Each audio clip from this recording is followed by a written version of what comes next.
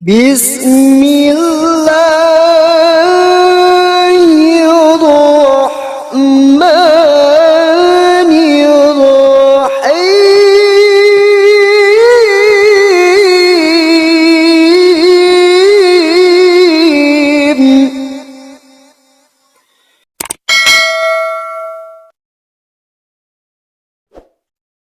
Bismillahirrahmanirrahim. Assalamualaikum warahmatullahi taala wabarakatuh. Kaum muslimin yang dirahmati Allah, semoga Allah senantiasa curahkan segala rahmat, segala nikmat yang berkepanjangan dan tiadakan penghujung dari dunia hingga akhirat kelak insyaallah. Dan Allah pun kumpulkan kita para kaum muslimin di bawah naungan aras Allah beserta para nabi, beserta para orang-orang yang Allah kasihi, Allah sayangi, Allah cintai insyaallah, di bawah naungan aras Allah kelak di mana tiada naungan selain daripada naungannya insyaallah. Amin amin Allahumma amin. Kaum muslimin, pada kesempatan siang hari ini saya akan mengunggah sebuah video di mana video ini mengisahkan tentang bagaimana Rudy Yohanes, lagi-lagi Rudy Yohanes Rudy Yohanes menampar para pendeta-pendeta, yang dimana pendeta-pendeta ini sesungguhnya mereka adalah orang-orang yang haus akan RP, haus akan uang, haus akan duit, dimana para pendeta ini dengan duit mereka silaf, membuat kesilafan yang disengaja gitu ya. Jadi wah, Rudy Yohanes nih betul-betul serang sana serang sini karena memang harus begitu juga kita sebagai umat muslim juga berterima kasih sebenarnya, walaupun saya pribadi tidak percaya sedikit pun sama Rudy Yohanes mau bagaimanapun, sebaik apapun dia adalah seorang kafir yang pada masanya pun pasti akan menggigit kita umat Islam juga menggigit umat Islam. Hanya saja memang kalau Rudy Yohanes ini punya rambu-rambu di dalam setiap statementnya itu agak sedikit ada rambu-rambunya gitu. Demikian kaum muslimin. Akhir-akhir ini saya melihat ada satu keanehan di dalam diri para pendeta-pendeta Kristen Protestan ini, kawan. Kenapa saya harus garis bawahi Kristen Protestan? Karena memang pendeta itu hanya ada di Kristen Protestan. Kalau di Katolik namanya pastor. Ya kok kalian. Keanehan yang saya lihat, kawan. Kalau kalian perhatikan, coba perhatikan baik-baik. Yang dulu tidak pernah muncul, tiba-tiba muncul bicara MKC. Baik itu Pak Gilbert, baik itu Risuli Lubis, baik itu Joshua Tewu, Saifuddin Ibrahim, Yusuf Manobulu, dan lain-lain. Berapa banyak pendeta, kawan, hanya untuk membicarakan ini. Itulah sebabnya saya katakan, sudahlah Pak, kembalilah kalian ke gereja saja. Ini bukan urusan kalian, ini urusan duniawi. Tetapi di antara semuanya itu hanya ada dua orang di sini yang saya memanfaatkan momen Pak Kace. Yang paling getol yang lainnya nanti saya ranking lah. Yang pertama sekarang yang paling getol itu adalah Joshua Tewu. Yang kedua adalah Risuli Lubis.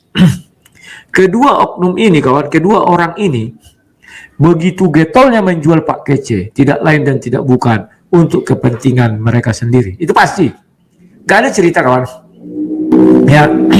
Pertama orang bilang untuk menaikkan viewers, betul, itu pasti. Apalagi Risuli Lubis, ini orangnya ini nggak karu-karuan ini, kawan. Orangnya tidak pernah kenyang, selalu lapar. Joshua Tewu juga demikian, kawan. Lapar mereka ini. Saya nggak ngerti apa yang dilaparkan, apa yang kehausan, apa yang dihauskan. Haus kekuasaan, kita bilang kekuasaan apa? Dia mah tetap segitu-segitu aja. Nanti, kawan, hidup kita ini di dunia ini singkat, kawan. Maka kita harus berbuat sesuatu yang terbaik lah, kawan. Tidak usahlah pendeta ini terjun mengikuti alur-alur duniawi ini. Tinggalkan. Ikut saja Yesus, datang di gereja, lihat jemaatmu, lihat dombamu, mana yang kelaparan kau beri makan, mana yang kesusahan kau bantu. Jangan kau lebih kaya dari jemaatmu. Itu nggak bisa, kawan. Kalau kalian lihat konsep pengembalaan yang diajarkan Yesus, tidaklah ada gembala lebih kaya daripada sorry Pak, saya gini, dari tuan tanahnya gitu loh. Tidak ada itu, kawan. Yang memberi makan gembala itu kalau manusia kan dombanya, jemaatnya. Kalau di pengembalaan yang memberikan tuan tanah. Kan itu konsepnya. Kalau sekarang yang terjadi, kawan, Para gembala ini ya melebihi tuannya kawan, tuan tanahnya itu. Bahkan melebihi jemaat yang memberi dia makan. Ya kawan, sudahlah, maksud saya biarlah ini urusan duniawi. Biarlah orang-orang duniawi yang mengurusi. Kenapa? Sekarang pendeta-pendeta Kristen itu jadi jelek kawan. Saya dengar-dengarnya bahasan-bahasan. Lihat sekarang pendeta Kristen saling ribut dana sumbangan. Aduh, malunya. Lihat pendeta Kristen ribut. Entah siapa yang mau dibela oleh MKC atau siapa ribut. Lihat pendeta Kristen ya, gak mau lagi duduk manis di gereja. Lebih baik dia pergi ke bareskrim. Lihat pendeta Kristen, gak mau lagi dia mengajari umat. Lebih baik dia channel live ya, live dari YouTube katanya. Banyak sekarang kawan kritikan terhadap pendeta kita. Tetapi yang membuat mereka seperti itu kawan siapa? Termasuk saya. Saya, Anda, dan yang lainnya. Termasuk itu. Loh kok bisa begitu sang debaters? Aku kan tidak terikut-ikut. Justru kalian terikut-ikut. Kalian menarik-narik mereka ke dalam sebuah lingkaran sebuah kasus. Di mana kalian ingin emosi kalian yang terlampiaskan di situ. Bukan kebenaran firman Tuhan yang terlampiaskan di situ, tapi emosi.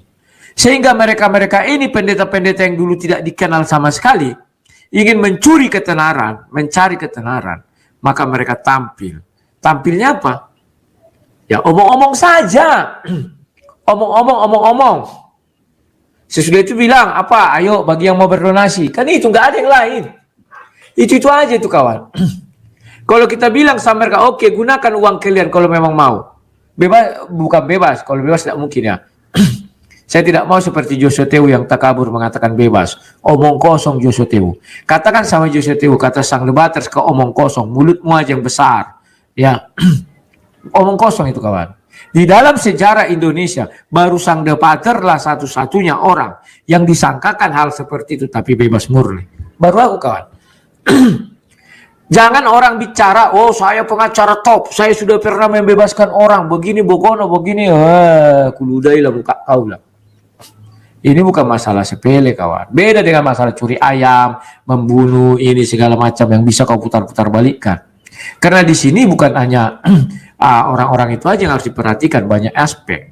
Kan kalian sudah kuingatkan ketika video edit TV One itu apa dibilang yang bapak itu ya, apabila MKC tidak segera ditangkap, yang dikhawatirkan adalah A, B, C, D, F, G. Itu kan sudah sebentuk sinyal. Maka dari itu kalau sampai dia bebas kawan, saya nggak tahu apa yang terjadi. Bisa jadi yang seperti dia bilang, pengadilan dunia atau pengadilan masyarakat, saya tidak tahu. Ya. Jadi kawan-kawan, kita perlu menyikapi hal ini ya. Sekarang saya bukakan dulu dua sisi orang ini yang saya bilang ini. Ya. Kedua-duanya merasa dia paling tampil belakangan, tetapi dia merasa ya mencuri perhatian publik, mungkin begitu ya. Rizul Lubis, kalau kalian lihat ini, dia sengaja pergi ke bareskrim dan memvideokan semua kegiatan dia di bareskrim. Kawan, hati-hati. Jangan gara-gara Rizul Lubis kawan, kita besok-besok tidak bisa lagi bawa handphone ke bareskrim. Saya sudah alami itu kawan. Saya pergi ke kejaksaan di Bengkalis, handphone ini harus ditaruh di luar. Tidak bisa dibawa masuk kawan. Kalau dulu handphone bisa dibawa masuk kayak orang ini. Setelah sekarang ini harus ditaruh di luar. Mereka jadi ketakutan. Berarti ada pernah orang melakukan hal-hal seperti itu. Kalau bisa kawan hindari. Ini yang saya minta. Kenapa? Jangan gara-gara orang lain kena getahnya semua. Semua kena getah. Ya, harus tinggallah kita handphone di luar baru bisa kita masuk ke dalam kantor itu. Kebetulan saya waktu itu ke kantor Kasipidu. Jadi saya ditinggalkan di seluruh handphone, seluruh tas, seluruh benda-benda elektronik harus ditinggalkan di meja. Ada meja asistennya itu ya. Ditinggalkanlah. Setelah di meja itu baru kita masuk. Setelah masuk ada lagi ruangannya khusus. Ngeri kawan. Sudahlah, jangan kalian lakukan hal-hal bodoh. Menurut saya hal bodoh. Wah itu tapi hak saya, betul hakmu. Tetapi hakmu kadang kebablasan ya. Ini Rizul Lubis. Kemarin dia di bareskrim ya, kita ulang dulu dari detik 0. Saya sekarang ada di bareskrim di Facebook, baru dapat kabar ya MKC itu mencabut laporan penganiayaan yang dilakukan oleh Napoleon Bonaparte.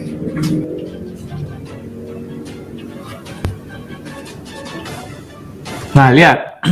Risulu Lubis mengatakan dia dapat kabar bahwa ada berita pencabutan MKC mencabut laporannya ya kan kepada Napoleon Bonaparte, itu kata Risulu Lubis. Terus yang mau dia lakukan situ apa, nolong MKC? Gak ada kawan. Dia hanya mencari konten dan dia pintar masuk ke ruangan itu. Syukur-syukur bertemu dengan MKC. Kalau tidak bertemu, ya kontennya jalan terus. Ini buktinya.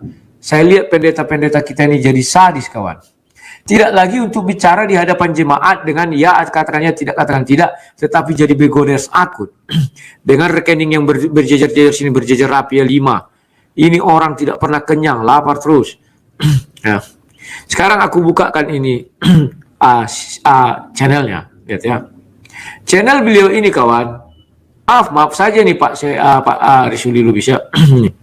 Pak Risuli Lubis berdebat dengan penyidik. Wah, mantap. Seolah-olah dia berdebat. Ya. Padahal kawan, ini tidak ada urusannya ke situ untuk membela MKC, mana bisa pendeta, kawan.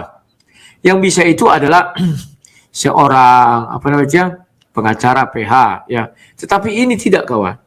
Dia datang ke situ menanyakan mau bertemu gini-gini. Tentu nggak dikasih tahu orang, wah iya Bapak begini-begini, misalnya begitu. Dibilangnya berdebat. Ya, ya. Yang kedua ini, masuk dia agama tanpa kasih membuat orang menjadi segala macam ini. Kalau semuanya kecil membuat pesuru, alah. Dia ini sampai ada demo-demo ini kan. Entah apa ditunjukkan seperti, aduh nggak ngerti aku. Berita terbaru, Mahfud KC mencabut Muhammad KC mencabut. Manusia yang tidak alah, entah apa-apa. Ini pendeta loh, kawan, kalibernya. Inilah yang mencoreng nama baik orang-orang Kristen itu, kawan. Tidak ada lagi isi kontennya ini tentang apa? Tentang khotbah. Khotbah di bukit. Tentang tidak ada, kawan. Semuanya mulai terjun kepada kasus dan politik ini. Muhammad KC di penjara. Justru banyak orang yang ini segala macam. Esra Soro menjadi saksi ahli di pengadilan Yahya Waloni. Apalah ini, ya kan? Muhammad KC di penjara dugaan nista agama. Kasus Muhammad KC menjadi mimbar. Alah. Sudahlah, kawan. Tahu malulah kalian itu, para pendeta-pendeta itu. Memang cocok kalian penjaga kuil saja. Jangan penjaga gereja. Gak cocok lagi, aduh. Maaf ya, kawan. Kita sudah bergeser, kawan. Dari cita-cita Yesus bahwa gembala itu mengembalakan domba-dombanya. Bukan sibuk ngurusi kasus sana sini. Domba-dombanya nggak diperhatikan, diperhatikan tendak. Penting kau tiap bulan kasih aku perpuluhan. Titik. Itu aja. Kalau nggak dikasih perpuluhan, telepon. Itu aja mereka, kawan. Makanya saya pikir, aduh, kita semakin lama semakin mengerikan kulihat yang berkristen ini, kawan. Tetapi kalau ku bilang itu, kawan, semua orang menentangku. Nggak apa-apa. Nanti pada akhirnya kalian pun mengakui ucapanku. Nggak sekarang. Untuk anak cucu kita nanti. Video ini akan tetap diingat sampai YouTube-nya tumbang. Tidak pun tumbang YouTube, pasti ada orang yang sudah mengopi, nanti disebarkannya juga. Ya, percaya. Dulu orang semua mengatakan, wah sang debater sini, begini, begoders lah, begini, begono, irilah, dengkilah, segala macam, cari viewer, cari subscriber. Kawan, tidak. Saya tetap pada pendirian saya. Ya katakan ya, tidak katakan tidak. Sekarang apa? Sampai Joshua Kevin pun pura-pura mau membela saya. Pura-pura dibilangnya, wah kamu yang pertama yang membuat rekening ibunya istrinya MKC, ada apa sih? Pura-pura gitu. Tidak usah aku bilang, kalau kau meminta maaf, ku terima maafmu. Sebelum kau minta maaf pun aku sudah memaafkan kau. Karena aku tahu kau goblok, isi kepalamu di pantat. Tidak sanggup isi kepalamu mencerna itu semua. Saya maklum, kawan. Dia marah-marah. Ada lagi yang gencar WA sampai sekarang. Aku bilang, kau sudah kalah. Junjunganmu kau lihat sudah berkelahi. Hanya masalah uang. Uang itu tak hidung kalau bahasa Batak. Silakan.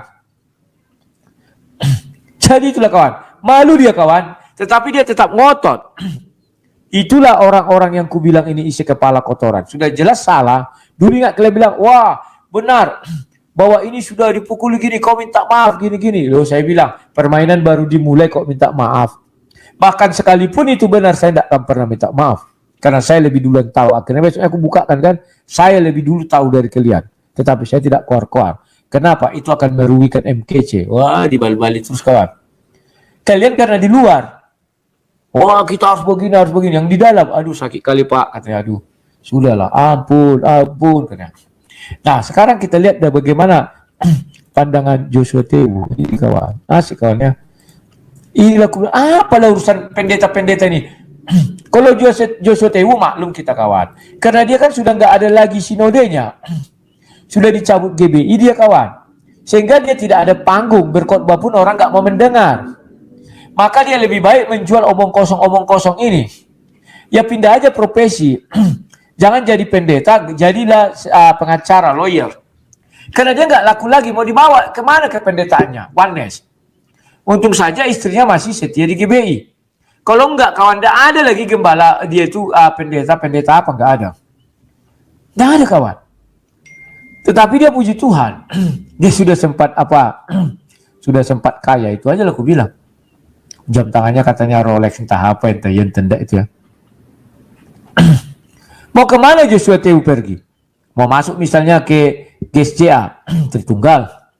Mau masuk ke yang lain, Tritunggal. Ya harus kayak cari oneness lah. Kalau enggak, saksi Jehovah aja sekalian. Yesus bukan Tuhan. Oke, dia masih mencari Yesus ada Tuhan ya. Oneness saja. Selesai kawan.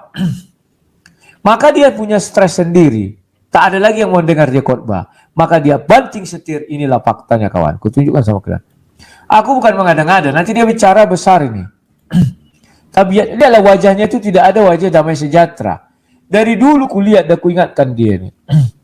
Pak, Bapak itu begini. Tapi ya sudahlah. Dia jugul. Lanjut kita dengar, tonton dulu sedikit ya. Biar aja kena strike sama dia. Ya, MKC mencabut laporannya terhadap Napoleon Bonaparte dan minta maaf kepada Napoleon Bonaparte. Nah loh, dia yang dianiaya, dia yang dizolimi, ya, dia yang diperkosa hak-haknya, hampir dibunuh lagi, hampir mati. Sudah mau dibunuh memang, tapi hampir Tuhan. Lihat kawan, betapa liciknya orang ini, cerdik ya. Kenapa saya bilang begitu? Arah kamera disengaja dia sendiri kawan. Kelihatan kali dia butuh konten. Dia sudah tenggelam. Arah kamera disengaja dia sendiri, sementara yang lain itu bertiga. Tujuannya kan sudah jelas. Dan dia lebih menguasai panggung ini daripada yang banyak orang. Dia sendiri kawan. Yang lain menguasai panggung, dia tidak menguasai panggung. Dia menguasai panggung, yang lain tidak menguasai panggung. Ini kita lihat lagi ya kawan-kawan. Lihat dulu dikit. Menyelamatkan gitu loh. Nah ini. Pencabutan laporan itu tidak ada. Nah ini. Tidak Kita lihat ya. Partai penyiksanya itu. Silakan Pak, diklarifikasi Pak. Ya, yang pertama saya tegaskan ya bahwa pencabutan laporan itu tidak ada. Tidak pernah terjadi. Kalau ada, berikan buktinya. Jangan cuma menyampaikan di media melalui dugaan. Demikian tadi Komisi ya, di mana Rudi Hanes mengatakan bahwasanya Risuli Lubis ini ya pendeta-pendeta YouTube ini ya, pendeta-pendeta YouTube mereka semakin tidak karu-karuan katanya ya, karena memang jika mana kita tengok ya dari segala sesuatu apa yang dilakukan oleh para pendeta ini tidak ada lain tidak ada bukannya uang dan uang ya. Subscribe, komen dan like ya kan, bagikan siap tuh nanti kirim ke nomor rekening sekian untuk pelayanan, padahal untuk menggendutkan perutnya sendiri kan begitu.